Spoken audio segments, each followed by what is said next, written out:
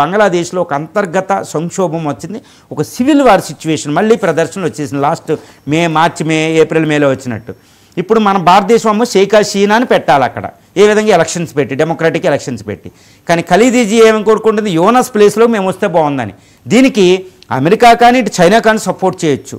ఇది అనమాట, ఖలీదీజియా యోనస్ ప్లేస్లోకి వెళ్ళే అవకాశం పూర్తిగా ఉందని అర్థమవుతుంది. ఆర్మీ కూడా అంటే ఆర్మీ ఖలీదీజియా ఒకటవుతే ఇటు గేమ్ ఆడి యోనస్ని పదవిలోంచి దించి అక్కడికి వస్తారు. అమెరికా ప్రయోజనాలు, చైనా ప్రయోజనాలు. మరి భారతదేశం ఏంటంటే అక్కడ ఎలక్షన్ పెట్టాలి.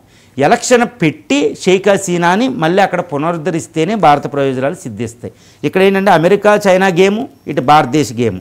ఇప్పుడు భారతదేశానికి అమెరికా సపోర్ట్ చేస్తే ఇది ఈజీగా పరిష్కారం అవుద్ది. కానీ ట్రంప్ ఇంకా నాదే చూసుకుంటాను, భారతదేశం ఏంటి ఇదే అనుకున్నాడు అనుకోండి, ఇంకా చాలా కాంప్లికేట్ అయ్యే అవకాశం ఉంది. అంటే బంగ్లాదేశ్లో గ్రేట్ గేమ్ కంట్రీ మొదలైంది. అంతర్గతంగా బలహీనంగా ఉండడం వల్ల బయట వాళ్ళందరూ అడ్వాంటేజ్ తీసుకుంటున్నారు.